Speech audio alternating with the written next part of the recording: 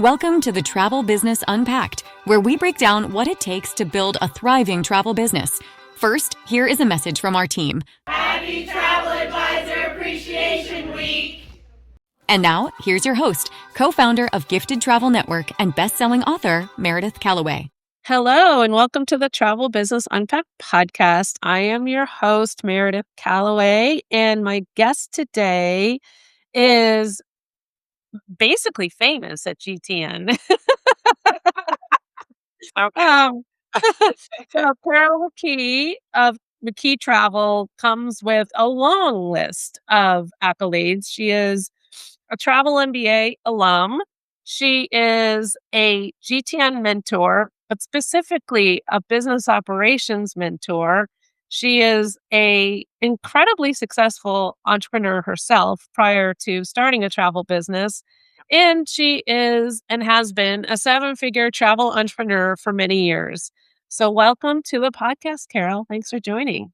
Hey, Meredith, thanks for having me. I'm excited to be here. I know sometimes I feel like you're even part of our team because you're so integrated in everything we do. I do feel like part of the team, actually, but I feel like part of the team, not only of the office staff that works at GTN, but we have an incredible team at GTN because all the advisors kind of work as a team. We help each other, we support each other, and I'm so proud to be a mentor from this organization and to help support my fellow team members at GTN. And that team is the whole community. Awesome. Well, let's unpack Carol McKee and your journey.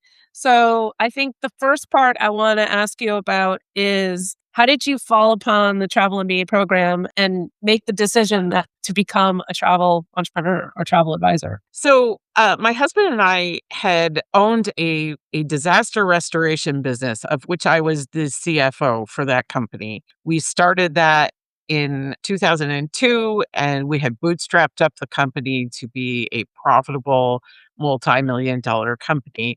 And I was managing the finance and administration. And it's a stressful industry. We're dealing with people who have had bad things happen, fires, floods to their homes or businesses, trees splitting houses in half, and this kind of thing. So it wasn't happy work. And I loved to travel, and to make myself happy, I was traveling. And I was taking my friends with me. And I was helping friends and family travel just out of the goodness of my heart.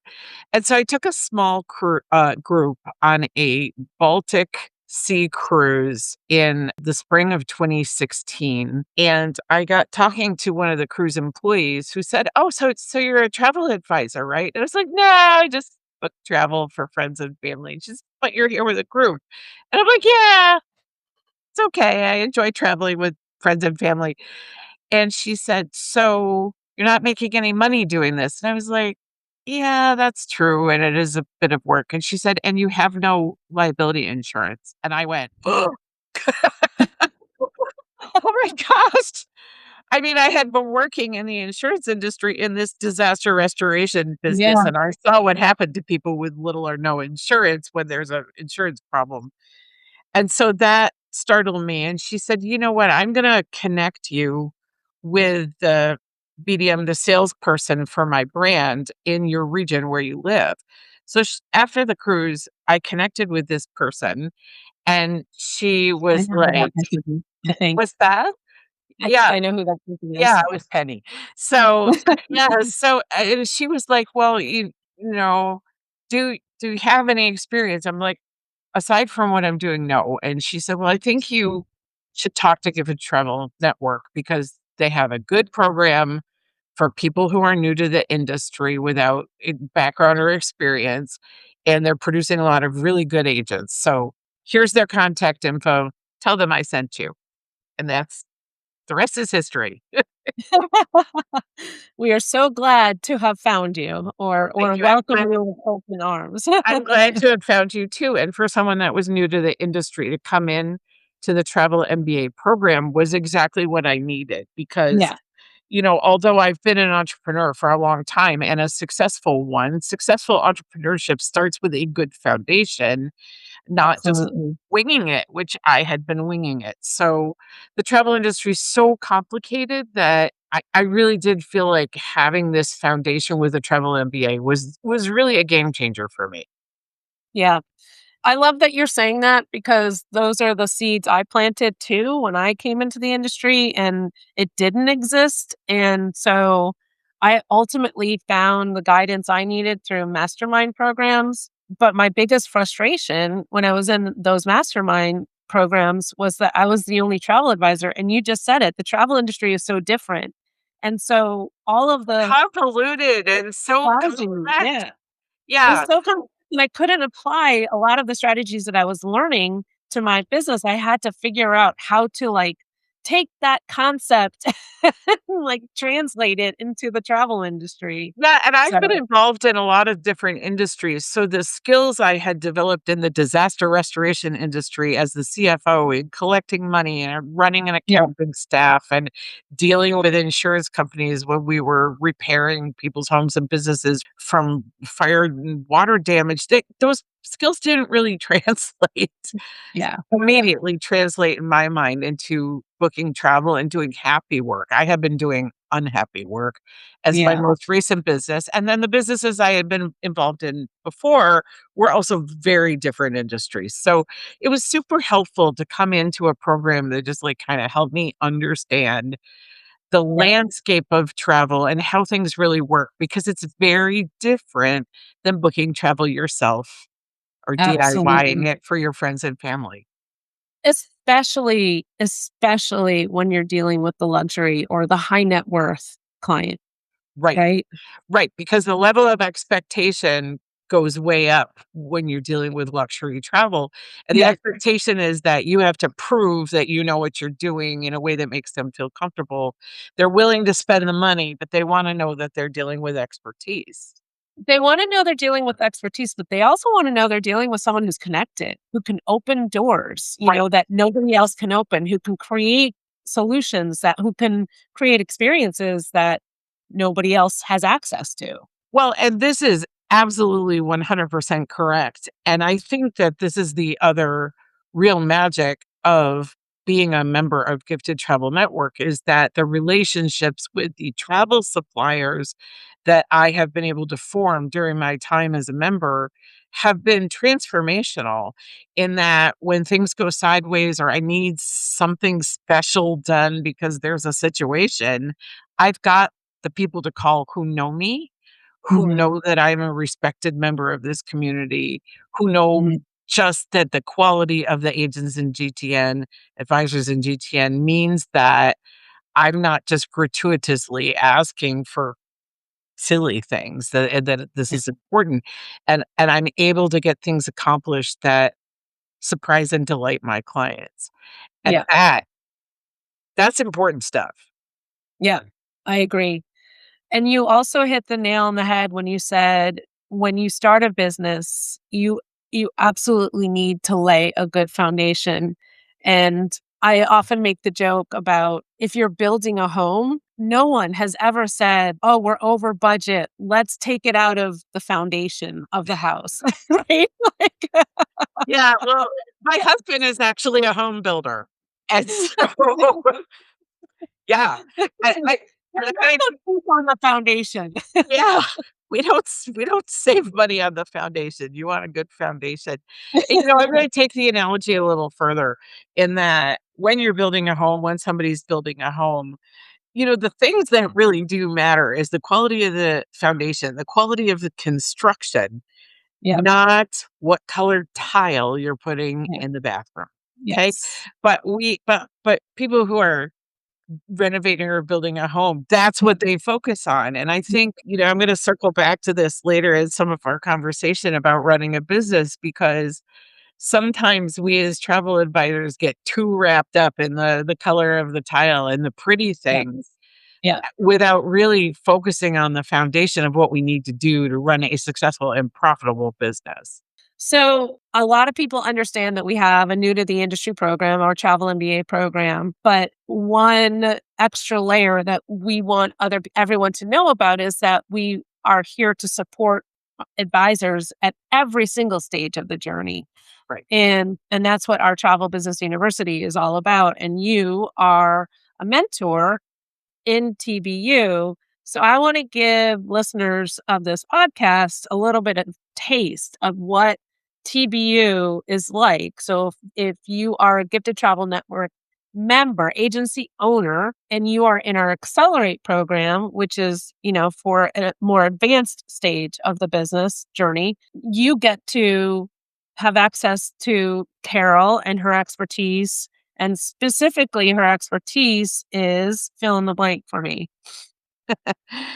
Business processes. So what does that mean? So many people think of being a travel advisor as being about planning clients' trips. And of course, it is about trip planning, but it's not just about that. It's about running a business. It's about entrepreneurship. And there's a lot of pieces that go with running a business that have nothing to do with planning someone's trip. They have to do with financials, keeping track of your money, working with accountants, working with legal people to make sure that you're protected, having the right insurance, having the ability to see your financials clearly, collect all your money, make sure that you are understanding trends you see financially in order to make decisions, and having processes in place so none of that stuff falls through the cracks. Yeah.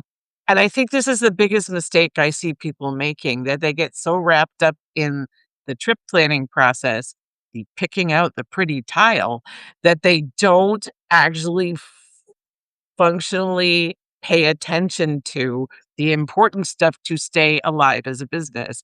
And that's cash flow, it's collecting what's owed to you, it's spotting trends so that you can course correct. It's analyzing what's going on in your business in a way that you can actually affect change and stay alive. Because I will equate business ownership a little bit like being on a small water bearing craft. Okay. If you're on a small ship and you're piloting the ship and everything's going great because the seas are calm and things are great and you're enjoying the sun and the weather and the wind in your hair. But business ownership can sometimes be a hurricane comes along and you're in a small craft, as we all discovered in the pandemic. Yes. That the people who survive are the ones wearing a life vest and having a piece of wood to cling to if the boat blows apart. And those are the people during the pandemic who had some understanding of their financial situation, what their expenses were, what their liabilities were, what their options were financially, and who had prepared a little bit for the storm. And so I think that all comes down to a process and a focus on understanding that your financial situation, collecting the commissions due to you, making sure that you are not overcommitting what you're spending on all the little things we get pecked at to spend.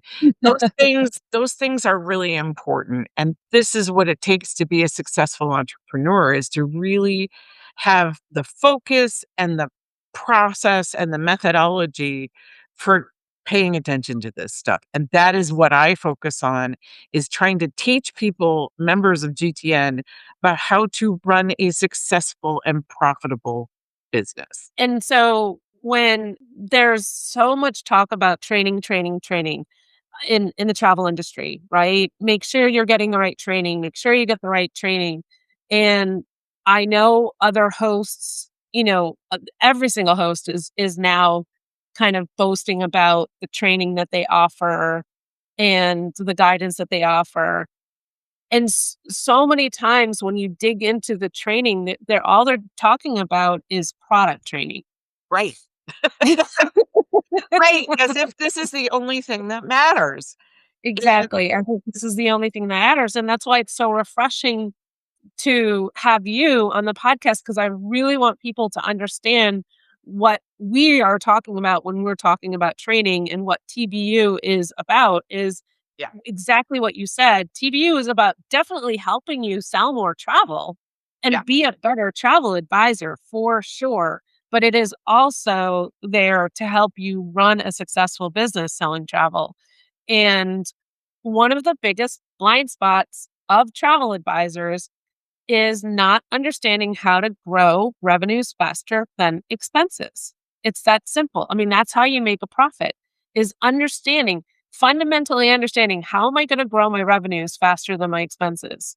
And 70 to 75% of advisors out there fall into that accidental hobbyist trap or the break even phase 2 of the business journey. And then they just stay stuck there because they're not thinking what you're talking about. They're not thinking about their numbers. They're not thinking about how to strategically not only be successful booking trips, but scale it. And you have to have systems and processes if you want to scale. You do, but let's take a step back for a minute. Yeah. Growing revenue beyond your expenses is what you said, and I agree. But it's also about controlling your expenses. Yeah. Okay. And I would say that I have a lot of empathy for the idea that it's hard to control your expenses. Why? Because we as travel advisors are facing a constant barrage of you need this program, you need that program, pay X per month to get access to this thing that seems Yeah. like the hottest, greatest solution to all your Yeah. problems. Buy this thing and it'll fix all your problems. And so we start signing up for stuff sometimes because other advisors that we're friends with are using this thing and they think it's amazing. And then we forget that we signed up for it. And then it's nibbling away at our bank account or our credit card month after month after month, and we haven't even looked at it. I mean, Well, and it's not only those programs, it's also the travel opportunities that well, you'll thank be you. That's the other thing. Okay. I like to say that, we travel advisors are a little bit like alcoholic bartenders. We want to drink every cocktail that we mix. Okay. So, so there's all this temptation for travel. And I often I like to use this example of this problem in that, like, I tell people you need a real set of books, like keeping a bookkeeping program and maybe a bookkeeper if you don't know how to use a bookkeeping program, because bookkeeping is not like it's not simple, unless you know a little bit about it. And I encounter a lot of people who keep track of all their financials on a spreadsheet. People who are selling millions of dollars worth of travel with no bookkeeping program, which is a problem, by the way. If you get audited by the IRS, they expect you to prove that you're a real business. And one of the proofs is, do you have a real bookkeeping program? And a spreadsheet does not qualify. So, and then what I inevitably hear is, I say this, you need a bookkeeping program, you need an accountant, maybe you need a bookkeeper. And I get objection to the cost. Well, bookkeeping program is $30 a month. Okay, I get it. But then this fan comes up to someplace really cool that you wanna go. And it's normally a big price, but the fan price is not that big. And then you say, "Of course I wanna go." For the fan price. But then you go, "Well, it's a long trip," and you book yourself business class airfare. And before you know it, you're into this trip. You need to buy some new outfits or a new suitcase. The fan price, you added on Yeah. the FAM extension. Yeah. You decided to do a self-directed FAM for a few days before this started, and you spent a whole bunch of hotel tours in an expensive city. And now you're into like 5 figures for this inexpensive FAM, but you wouldn't spend $30 a month to get a bookkeeping program. Yeah. So you've now spent, I don't know, 100x of that bookkeeping program in order Yeah. to fulfill your travel wish list. And listen, I've done it myself. I'm not saying that I'm completely immune to Can't temptation. can't try all anymore, Yeah. but you need to find a balance. And honestly, I would say that in the beginning of your business, you should not travel a whole lot. I think it's much more important to focus on the foundations, and the Yeah, foundations and are I agree. And it's a fallacy for new people who incorrectly believe that I have to have traveled there to send some Absolutely. wherever there is. That's not the case. Mhm. And I agree with you. Like, it's really important to get your business set up properly, and that includes how you allocate your time. Are you allocating your time in a way that you are actually blocking time off on your calendar to work on your business, not in your business? So, for example, for me, Mondays is a day that is blocked on my calendar. I don't talk to clients on Mondays unless I have to. It's an emergency. And that is a day for me to work on my business, to review my books, to look at financial reports, to look at how my team is doing, because I do have a team, to Mhm. analyze our sales yield. Is the yield high enough? If not, like, where are we going wrong so that we're selling a good amount of travel, but we're not making a lot of commission? How could we improve that? What Let's unpack that. Talk more about that. Okay. So, well, even take a step back and what is a yield so that those Sure. listening are not Okay. totally clear So on that. so let's say that you sell, to make things simple, let's say that you sell $1,000 worth of travel. That's the amount the supplier gets. Okay. If your commission is 10% of $1,000, you're getting $100 in Got it. commission. If it's 8%, you're getting $80. If it's 15% commission, you're getting $150. So your yield is the amount of travel and the amount of commission you're getting and what percentage of the sale of the travel product you are getting. So $1,000 is our example, but then you start looking at your yield over the course of a month or a year or a quarter or some period of time. And you take all the travel you're selling and add it together, and all the commission you're earning and add it together, and divide one by the other to get an overall percentage.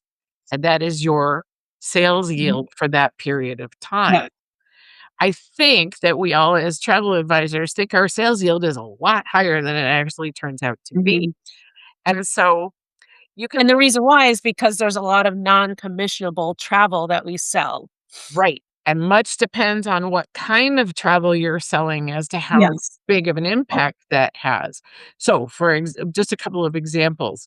If you sell a lot of cruises, there are a lot of non commissionables on there. And whether or not they're subtracting commissionables seems to be a floating target in the industry. There are some cruise lines who don't subtract anything, but they're kind of far and few between. And what they subtract as non-commissionable amounts from the overall total of the sale is a mystery. They don't really explain why they're doing this, right? Yeah. And it varies from cruise line to cruise line.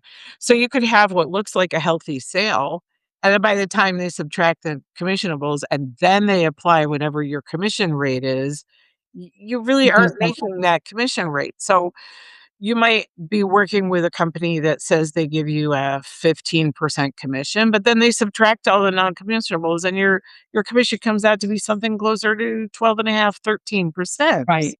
Right? So that can impact your overall yield. Another way that your overall yield can be impacted is if you're primarily doing DMCs, Mhm. destination management company, custom crafted itineraries. This impacts your yield in an obvious way and your business profitability in an obvious way and a non-obvious way. The obvious way is that many DMCs will give you a standard 12%. Some give 10%. And then they might subtract out taxes or visa fees for visas or fees for stuff.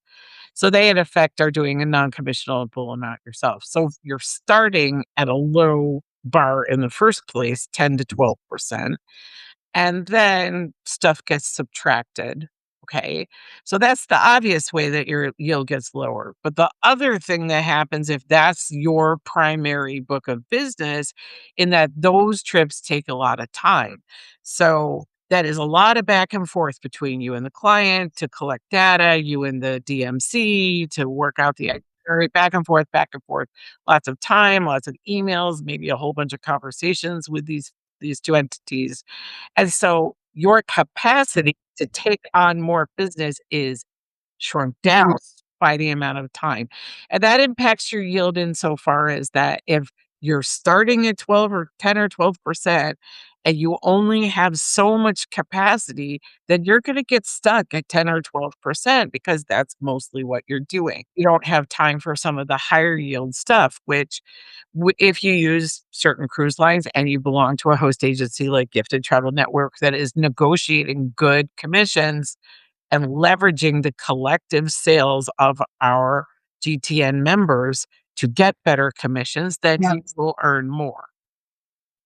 So what are some tips if someone actually does do this analysis and they see that they're or you are doing your own analysis and you're like, "Oh, my yield's down." What would you recommend someone do to if they want Yeah, to increase their yields?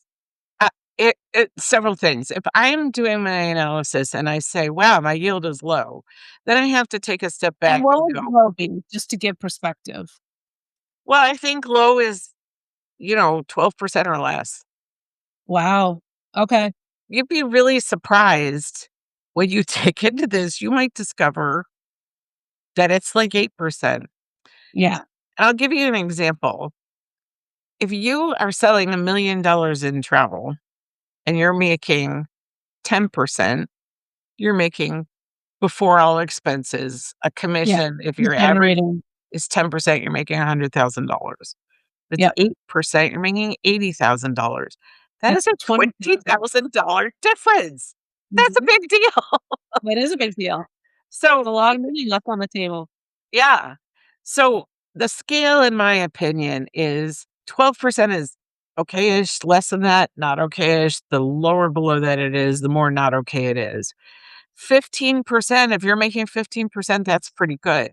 Now, Yeah. again, in my $1 million sales analogy, if you are having an average yield of 15% in the same $1 million in sales, you're making Yeah. $150,000. That's a $50,000 improvement over Yes. 10%, right?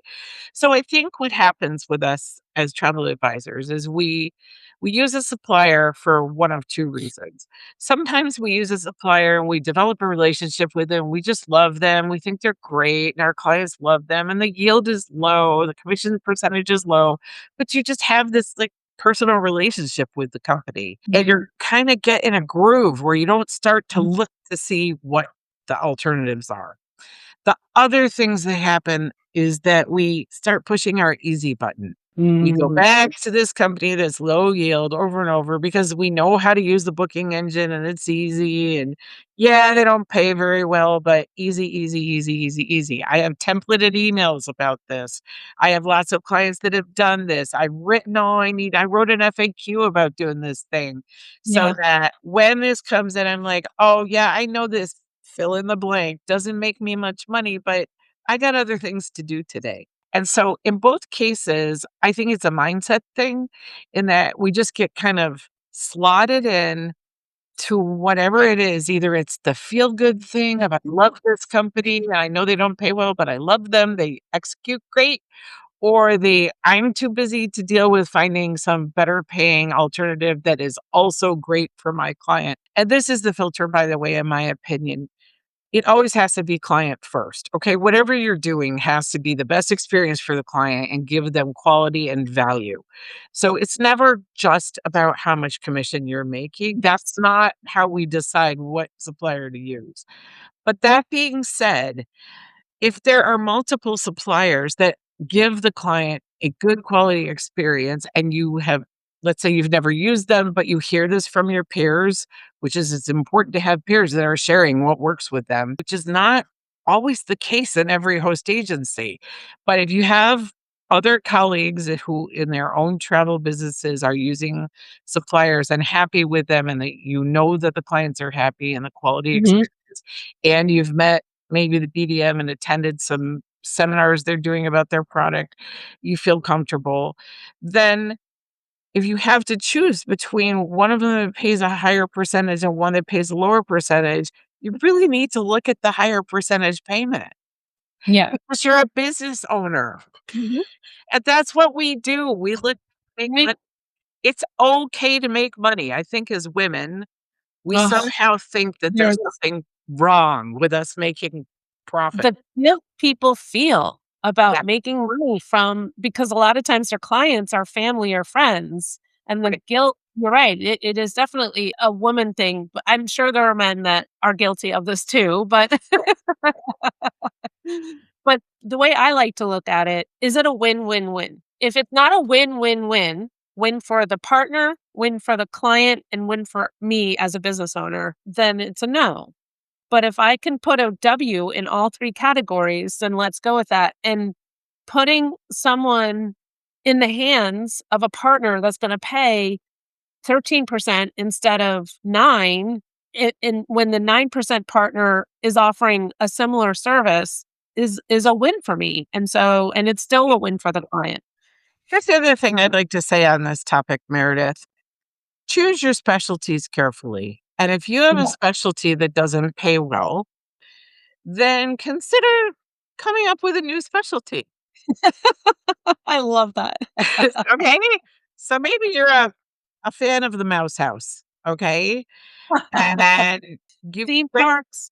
you went to theme parks and the Mouse House a lot when your kids were little and you loved it and whatever. So you might start there. But Yeah. not very profitable and a lot of effort so it's those two factors. It's not just the yield, it's how much time do you spend. If you're booking that kind of stuff and you're getting up at 4 a.m. when the dining reservations open so you can book stuff for your clients, you're spending a lot of time that you Sitting could on hold, listening to the Small World song over right. and over again. Right. So I think that that's the most extreme illustrative example I can think of, but there are Yeah. others, right? Even if you love cruising and you want to sell a lot of cruising because it's something you believe in, what kind of cruising are you selling?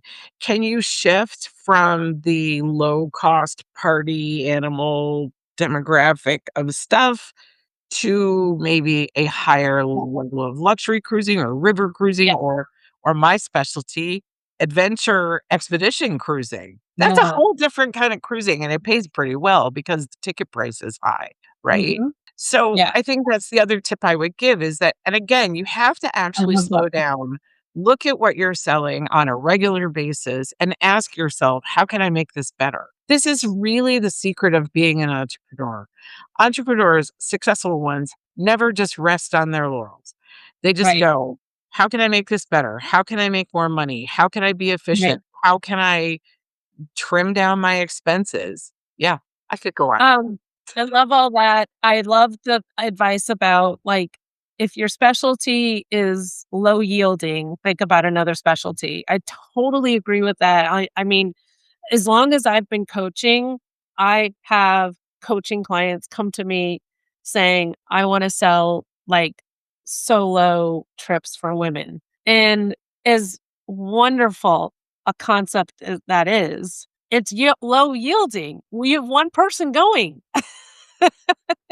like, Yeah. and you're doing the same amount of work that you would be doing if you had 10 people going. Unless, unless you could do solo trips for women in groups. Well, that's what I'm saying. Exactly. But then Exactly you gotta right. stop like doing like you have to shift that a little bit. Yeah. And that's just like shifting cruising. Okay, if you believe Yeah. in cruising, let's look at options to the lowest Yeah. cost cruising. You are not necessarily obligated as an advisor to save your clients $10 on a trip. Yeah.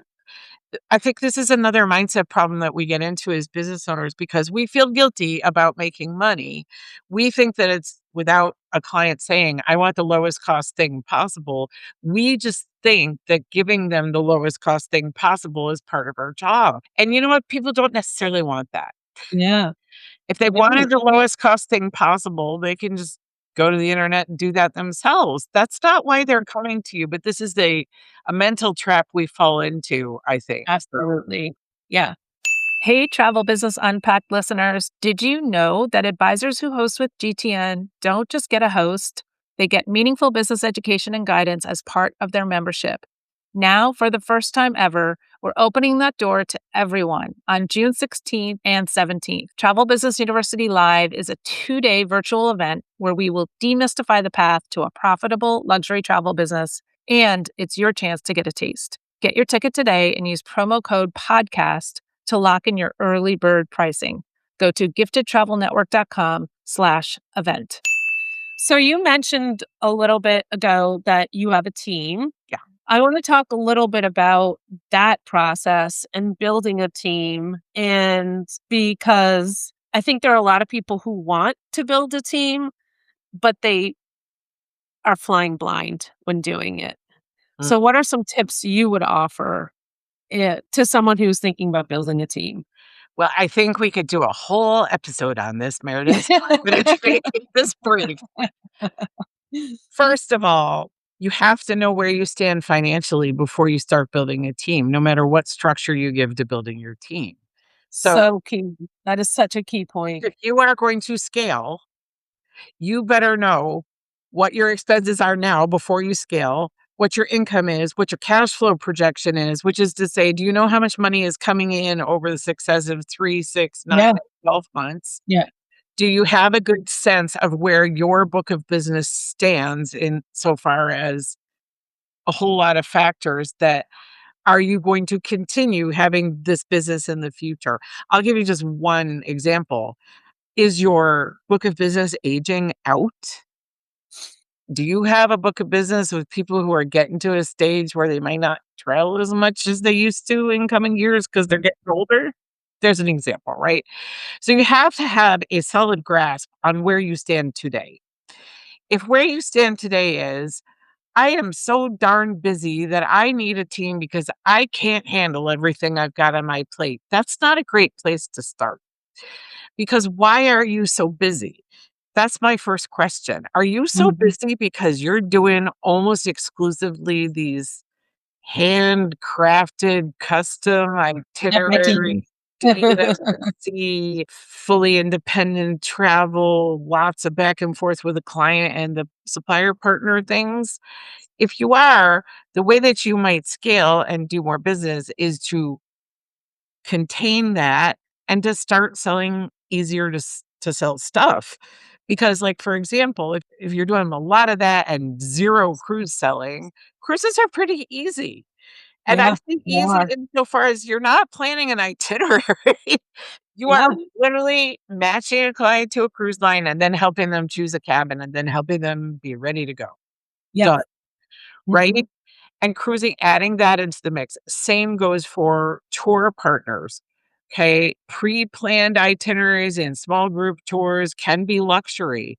Don't poo-poo tours. A lot of luxury clients actually like this. Why?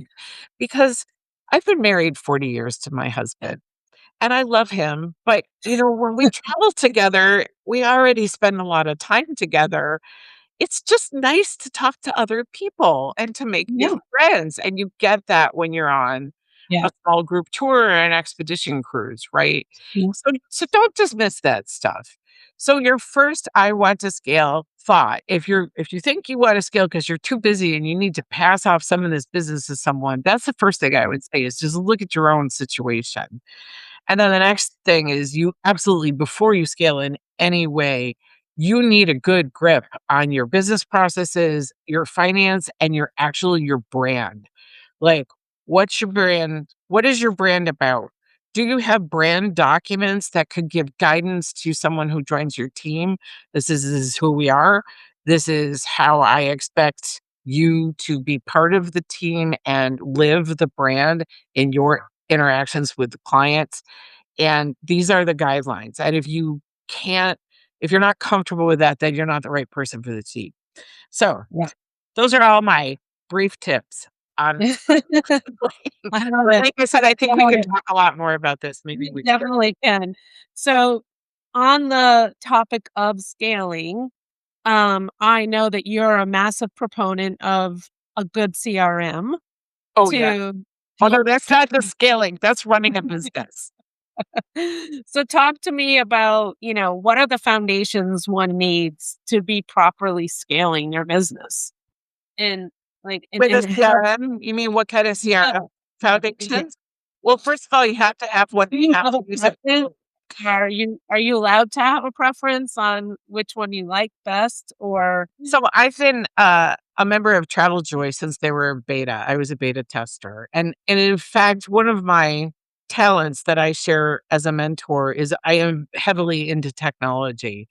I stay very on top of technology. It's always been an interest of mine. So I spend a lot of my CEO time and my time that is not planning travel for clients and examining my business in staying on top of technology so that I can share with the network as a mentor. And so I was a beta tester for Travel Joy. And I have to say, for a number of years, a lot of people sort of got turned off on the product because they sort of stagnated.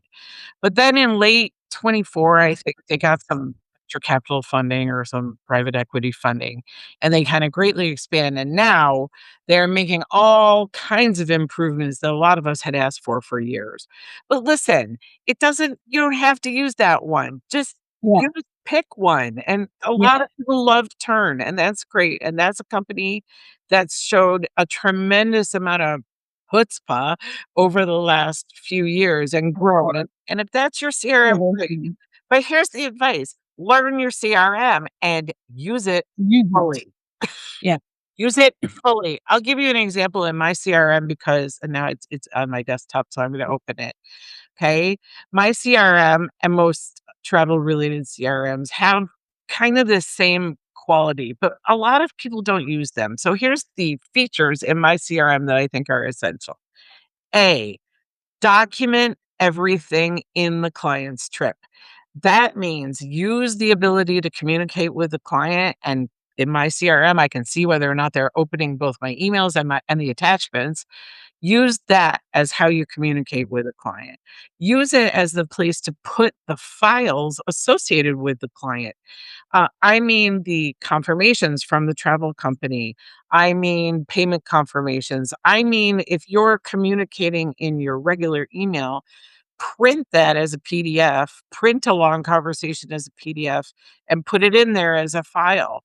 Take the itinerary that the DMC or whoever is sending you and upload it there, even if you are creating your own itinerary. If you're selling them travel insurance, and I sure hope you are, put the copy of the policy that you get in there and the receipt for payment. Those are all things that are efficiency wise going to save you time instead of Yeah. scrambling to find something in an email when it's needed. Put your notes from all meetings concerning this client and their trip into your CRM in this trip. That's Mhm. your notes, conversations with clients. I actually, when we have a conversation, a qualifying conversation or conversations about a trip to review the itinerary, I try to schedule it on Zoom. A, because face to face is great for trust building, but B, because Zoom gives me a transcript. And then I just Exactly. copy the transcript Yeah, summary. into the notes of the trip. Yep. Right. When I'm on the phone dealing with the supplier, those notes go in there. So if I have to make a phone call, I am noting the date and the time, which my CRM does anyway, but it's the time I save the note. So I'm like, Mhm. uh, 4/14/26 spoke with Meredith at fill in the blank travel supplier, and we discussed the client's need for X, Y, and Z, and Meredith told me ABC. Okay. Right. That way, when I have to follow up, if those things don't happen with the travel supplier, I can reference not only when I talk to, who I talk to, and what the timestamp is. Okay. Yep. So using the notes feature, uploading files. If your CRM has an itinerary planner in it, which Turn does and TravelJoy does, use that. Yep. Why? Because it's everything in one place. I am very one ring to rule them all. Okay. Yeah. I want to not hop around a whole bunch of programs. Why? Because it just takes time. And for me, particularly if I'm planning an FIT, to have the itinerary in the same place where I've got the documents and the notes and the messages from the client is very time efficient that I can keep going back and forth. And I might, this way I can put placeholders in that just say book a transfer so that I can just hop over to that page in my CRM and go, oh, I still need to book the airport transfer or whatever. Right. So Yeah. I would say the biggest thing I can say about a CRM is learn it. Take the time to And learn it. Take your CEO yeah. time, block off some time and learn your product, and then use Mhm. it to its fullest possible extent. I would wholeheartedly agree with that. And it's really interesting because that is an aspect of being a travel advisor that has evolved so much since I was selling travel. So we didn't really have CRMs. We had to create our own. And so it's wonderful that there's not only one option, there's multiple options. So I agree. Pick one, use it, learn Learn it. it. Learn Yeah. it. There's a help page. Go look at it when you don't know what to do. Ask the robot in the bottom And if corner you're of a your thing. in-demand advisor, Carol has multiple training videos in the portal that you can listen to help you learn it and use it. So Yeah, and it's a topic that comes up. I do a monthly call with our network, and it's a topic that comes up every once in a while. Like, my CRM won't do this thing I want to. Yeah, you know what? It probably does. And you just didn't ask it or you didn't go to the help page to figure out how to do it. Because I think sometimes we get so client focused and so busy trying to do what needs to be done to plan the ideal trip because we want to please the client that we yeah, don't take the time to stop and go, what's going to work for me? What can I do to make my life better? Not just the yeah, client's trip better. yeah, yeah. Well, there's so much more that I want to unpack, but we are even over time already. And so we're definitely going to have to have a part two and have Carol come back. And maybe you guys, those of you listening, can reach out to us and let us know what you want Carol to talk about next. I know that Carol is very experienced on the group side of travel, and she's successfully planned many, many groups and made a lot of Of money all on board kinds, of all kinds. of all Social time. groups, conferences, SCs, destination weddings, groups are groups. Yeah. Yes. So that is a very big area of expertise that is contained in her mind that we can tap into and unpack. Carol, do you want to share in like 2 minutes or less, maybe a moment that you've had because of this career, a pinch me, oh my gosh, I can't believe I get to do this for a living moment that you've had, whether it's been traveling or working with an advisor or working with a client. Okay, sure. It's not going to be maybe what you expect, but I mean, I love my clients and I love the perks of being a travel advisor. I mean, what's not to love? Of the travel opportunities I've had, those are fabulous. But the very most gratifying thing that I do is to help other people run a more efficient business as a travel advisor. And the pinch me moments are when I've given a talk at one of our conferences or I've done a master class or I do my weekly or my monthly call and someone comes up to me when they see me in person and gives me a hug and says, "You helped me and Yeah. what you said made a difference." Y- I'm turning 65 this year, which does not mean I'm going to retire because I don't believe in retirement. So And and at my age, that's the most gratifying success, to know that I actually helped someone in a way Yeah. that was meaningful.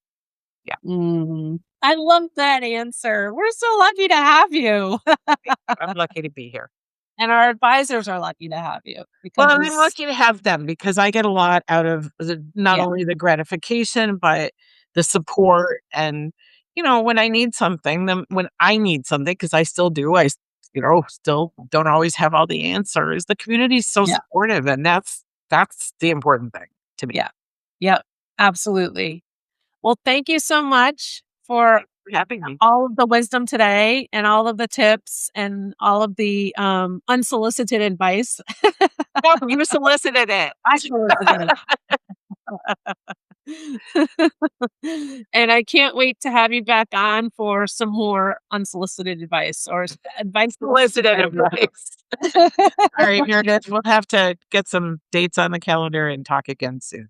Yeah, I agree. All right. Thank you everyone for listening, and we'll see you on the next one. Bye. Bye-bye.